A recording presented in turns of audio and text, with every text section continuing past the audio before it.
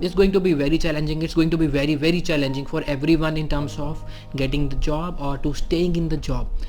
Self employment is going to be the new normal, and to become a self employed, मेरा 3S model क्या है कि speed efficiency, and second is shortening the learning curve, and third is searchability. Once you achieve these 3 S's, then you will become the self employed, a successful self employed, जिसको हम solopreneur भी बोलते हैं, solo business owner भी बोलते हैं. तो आप ये 3 S अगर अचीव कर लेते हो, मैं फिर से बोलता हूँ, speed efficiency, second is shortening the learning curve, and third is the searchability. मैं एक्सप्लेन करता हूँ आपको ये तीनों एस क्या हैं एग्जैक्टली. स्पीड एफिशिएंसी, अभी क्या होता है ना, अभी आप सर्च कर रहे होगे, अगर मेरी नौकरी चलेगी तो मैं क्या करूँगा, अगर मैं अपना खुद का बिजनेस शुरू करूँगा तो वो कैसे होगा. सिर्फ 50% लोग जो होते हैं ना, हर वक्त सोचते रहते हैं अपने मन ही मन में कि मुझे अपना किसी दिन बिजनेस करना है, बट एक चेकलिस्ट नहीं होती उनके पास कि स्टार्ट कैसे करें, कौन है जो हमें सब कुछ बता सकता है. आप बहुत चीज़ें सर्च कर रहे हो, और मैं कितनी स्पीड से कस्टमर लेके आ सकता हूँ, मैं कितनी स्पीड से अपने आप को आगे लेके जा सकता हूँ, कितनी स्पीड से, क्योंकि आपके ऊपर बहुत इस टाइम बोझ है.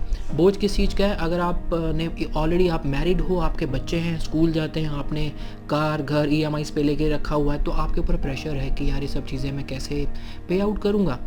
तो जब ऐसा प्रेशर आपके ऊपर पड़ जाता है तो इट इज़ वेरी डिफ़िकल्ट. तो आप सर्च करते हो कि मुझे अपना आप को सेफ रखना है, सर्वाइवल की बात आ गई है अभी.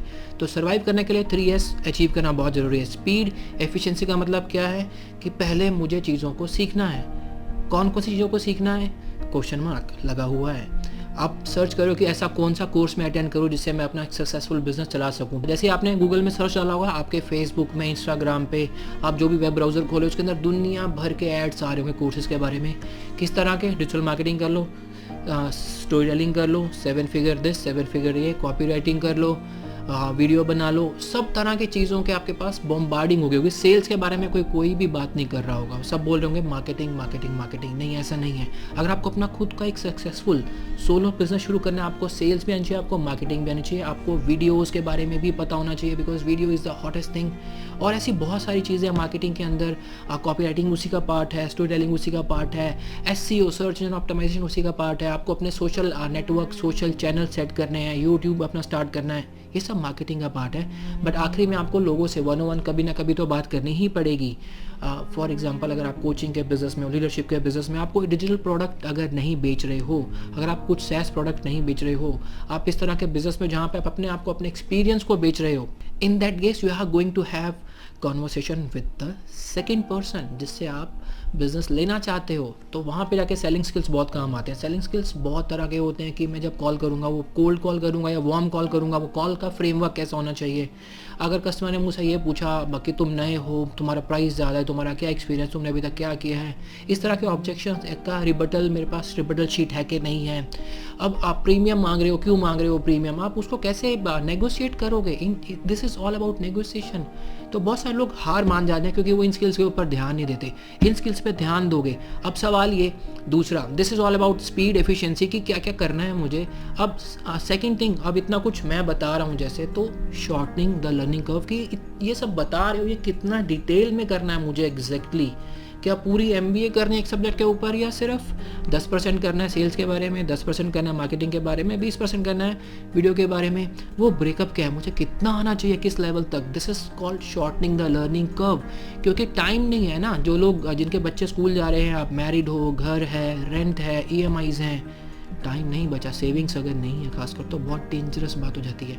तो टाइम नहीं बचा, तो शॉर्टिंग द लर्निंग कर्व, कितनी जल्दी मैं अपनी लर्निंग कर्व को शॉर्ट कर सकता हूँ, कितना मुझे आना चाहिए और क्या मुझे आना चाहिए, that is very important. And third, last S is searchability. सब कुछ कर लिया. अब कुछ जगहों पे तो मैं जा रहा हूँ, कुछ जगहों पे मैं चाहता हूँ कि मेरा कस्टमर मुझे सर्च करे.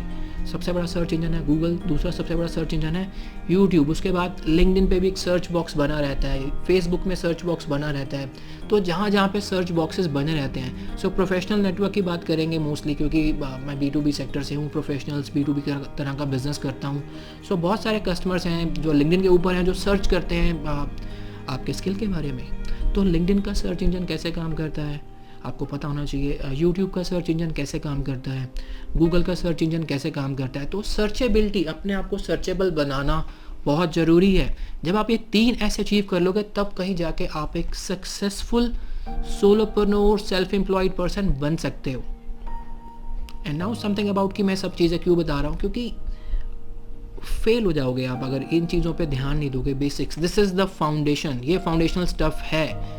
अब दुनिया देखो अभी थोड़ी बदल गई है. So self employed is going to be the new normal. 2050 में किसी ने कहा था कि यूएस की आधी 50% वर्कफोर्स सेल्फ एम्प्लॉयड होगी. बट अभी दो पैंडमिक के बाद, इस पैंडमिक के बाद चीज़ें बदल जाएंगी. जो 2050 में होना था वो आई थिंक 2020 या 2021 में हो जाएगा. बहुत सारे लोगों को मजबूरी में सेल्फ एम्प्लॉयड बनना पड़ेगा.